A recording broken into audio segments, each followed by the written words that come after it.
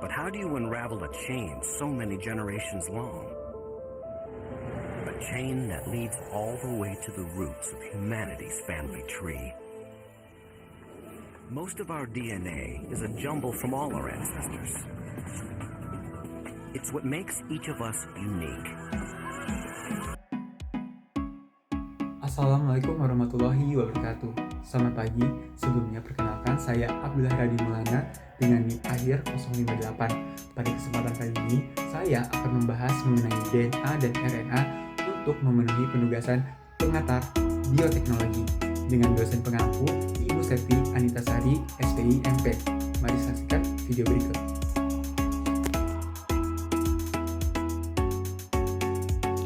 DNA atau deoksiribonucleic acid merupakan polimer nukleotida yang tersusun secara sistematis dan terletak pada sel-sel organisme yang terdapat dalam jumlah banyak, terkhususnya pada nukleus atau inti sel.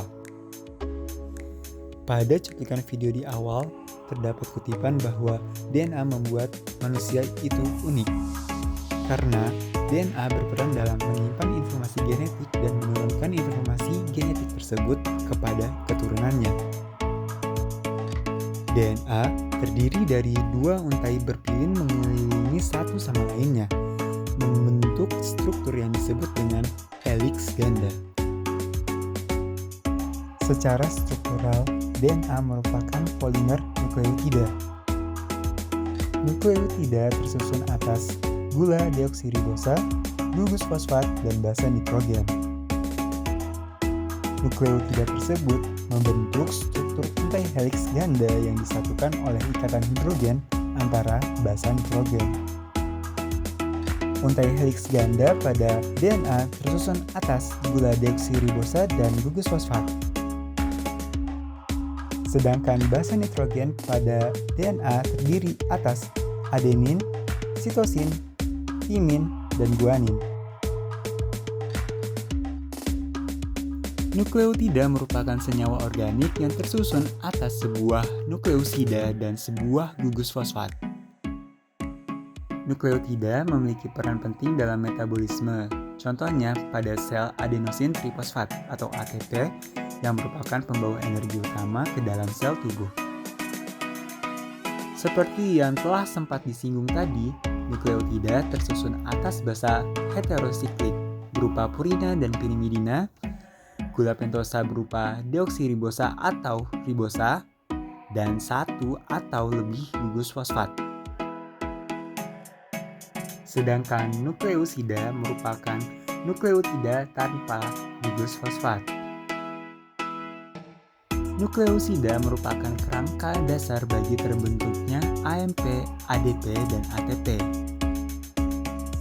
Proses pembentukan ketiga senyawa pembawa energi kimia tersebut biasanya terjadi pada mitokondria sebagai bagian dari reaksi katabolisme.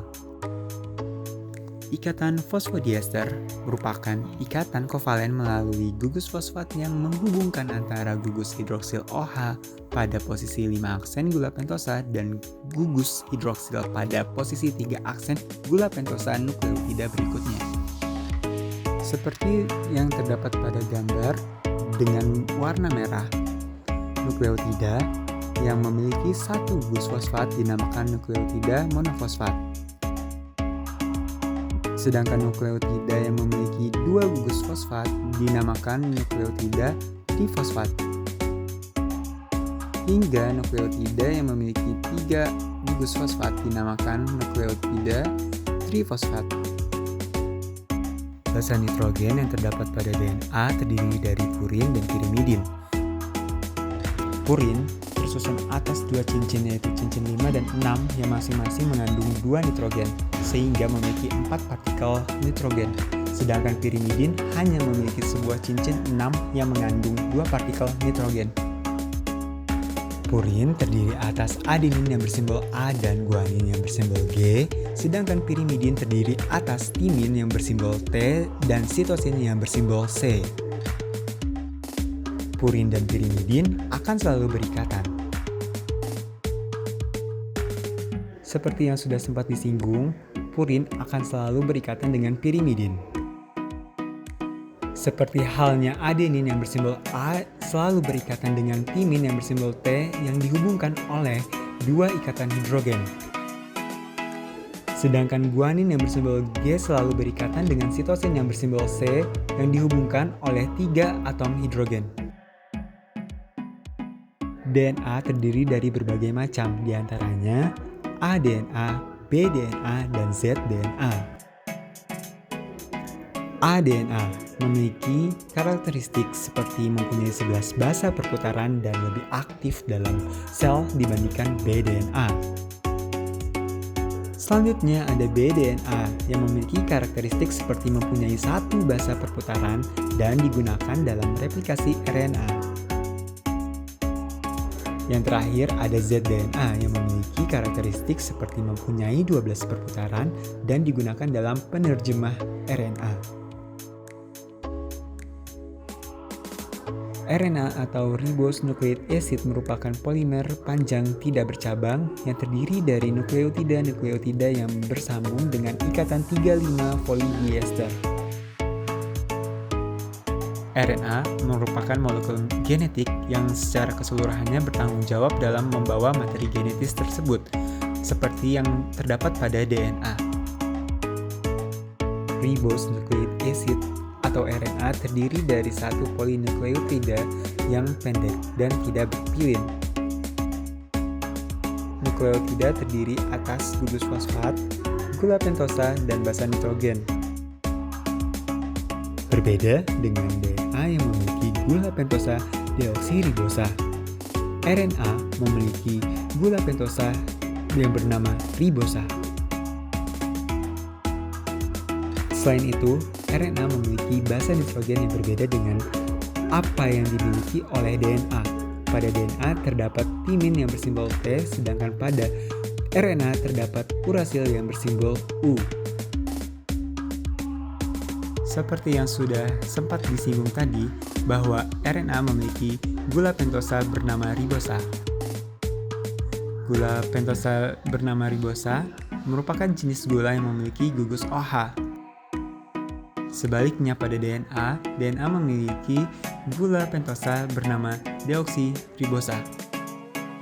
Gula deoksiribosa merupakan jenis gula yang tidak memiliki gugus OH. Seperti yang telah disinggung tadi, basa nitrogen pada RNA memiliki perbedaan dengan DNA, yaitu pada urasil dan timin. Basa nitrogen yang terdapat pada RNA terdiri dari purin dan pirimidin. Purin terdiri atas adenin yang bersimbol A dan guanin yang bersimbol G, sedangkan pirimidin terdiri atas urasil yang bersimbol U dan sitosin yang bersimbol C. Umumnya RNA terbagi menjadi 3 macam, yaitu rRNA, mRNA, dan tRNA. Yang pertama adalah mRNA atau messenger RNA. Secara bahasa, messenger merupakan pesan. Jadi, mRNA merupakan RNA pembawa pesan. mRNA membawa pesan atau kode genetik dari kromosom menuju ribosom. Kemudian, rantai genetik tersebut akan dicetak untuk menentukan spesifitas pada rantai polipeptida. mRNA memiliki struktur yang pendek dan tidak stabil sesuai dengan kode genetik DNA yang dibawanya. Selanjutnya ada rRNA atau RNA ribosom yang merupakan RNA yang memiliki struktur yang panjang dan stabil. Selain itu juga rRNA merupakan salah satu komponen utama dalam ribosom. Yang terakhir ada tRNA atau RNA transfer yang merupakan jenis RNA yang memiliki struktur yang paling kecil. Selain itu, tRNA berfungsi dalam menerjemahkan kodon dari mRNA. Terdapat beberapa perbedaan antara DNA dengan RNA, di antaranya sebagai berikut. Yang pertama, pada jenis gula. Pada DNA memiliki jenis gula deoksiribosa, sedangkan pada RNA memiliki jenis gula ribosa. Deoksiribosa berarti jenis gula yang tidak memiliki atau yang tidak berikatan dengan gugus OH, sedangkan ribosa adalah jenis gula yang berikatan dengan gugus OH.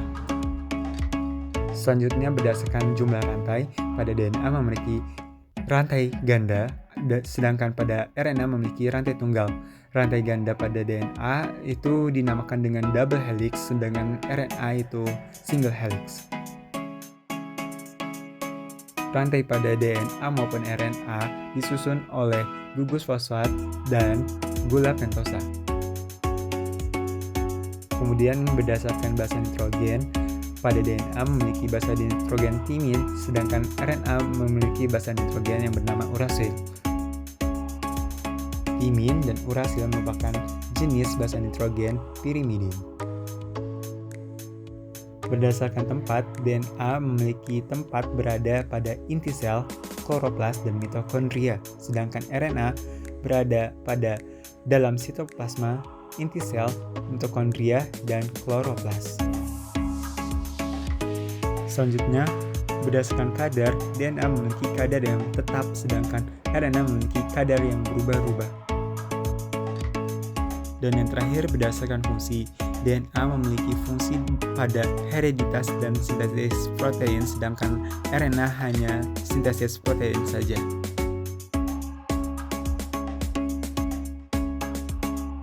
Dan selanjutnya ada dogma sentral yang menjelaskan bagaimana proses pembacaan materi genetik menjadi protein yang menyusun setiap tahap dan bagian tubuh suatu organisme. Proses tersebut terdiri atas 3 tahap. Yang pertama ada replikasi DNA, kedua ada transkripsi, dan ketiga ada translasi. Secara sederhana, replikasi DNA merupakan proses pengkopian DNA induk untuk menghasilkan DNA anak yang urutan nukleotidanya yang identik. Kemudian ada proses transkripsi yang merupakan proses saat kode genetik tersebut dalam DNA dikopi menjadi molekul RNA.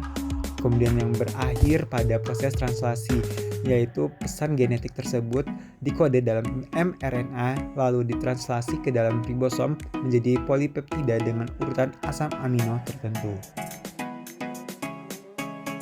Proses replikasi pada DNA dimulai dari enzim helikase yang memisahkan ikatan ganda DNA dengan cara menghidrolisis ATP saat menempelkan ke DNA. Kemudian DNA induk menjadi 2 rantai tunggal. Kemudian single strand binding protein akan menstabilkan struktur single strand DNA. Bagian atas dinamakan leading strand, bergerak dari 3 aksen menuju 5 aksen yang bekerja secara berlanjut atau kontinu, sedangkan yang di bawah bernama lagging strand yang bergerak pada 5 aksen menuju 3 aksen.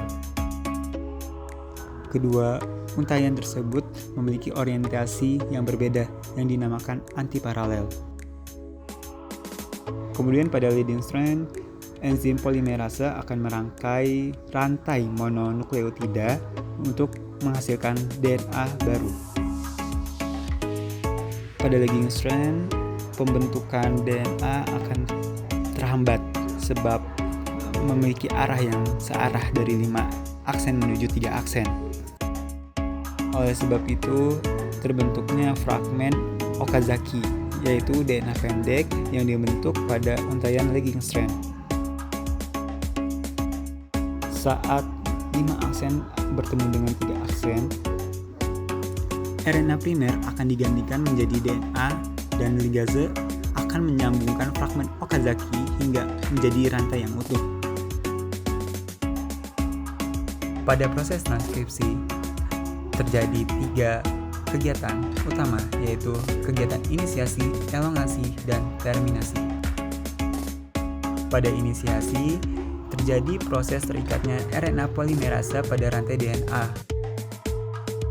Lalu, RNA polimerase akan memisahkan rantai ganda DNA dan menyiapkan template atau cetakan untaian tunggal untuk diterjemah. Kemudian lanjut pada proses elongasi, yaitu terdapat proses setelah rantai DNA double helix terbuka, terjadi perpanjangan rantai asam amino oleh RNA polimerase. Untaian nukleotida sesuai dengan pasangan basa nitrogennya ditambahkan ke rantai protein dengan bantuan RNA polimerase sampai terjadi pemanjangan RNA.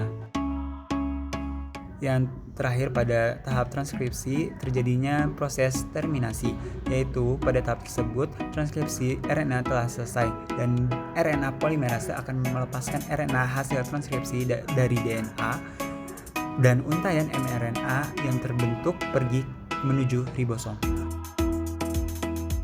Pada tahap translasi terdapat proses sintesis protein yang dipandu oleh mRNA yang berlangsung pada ribosom dan sintesis terjadi berdasarkan informasi yang terdapat pada mRNA. Pada proses inisiasi dalam tahap translasi terdapat proses mRNA, hasil transkripsinya membawa kodon-kodon DNA masuk ke dalam ribosom. Kemudian kodon pertama yang masuk ke ribosom disebut kodon start atau kodon AUG. Kemudian berlanjut pada proses elongasi, mRNA akan diuraikan menjadi asam amino lalu digabungkan dengan asam amino yang dibawa oleh tRNA sehingga menyusun protein berbentuk rantai polipeptida. Dan yang terakhir pada proses terminasi tahap translasi terdapat proses dari tahap akhir dari translasi yang ditandai dengan munculnya kodon stop UAA, UAG atau UGA dalam rantai mRNA yang bertemu dengan ribosom. Nah, tidak terasa sudah di penghujung akhir video. Terima kasih telah menonton video saya. Semoga apa yang telah saya bahas dapat bermanfaat bagi kalian semua. Cukup sekian, sampai jumpa. Wassalamualaikum warahmatullahi wabarakatuh.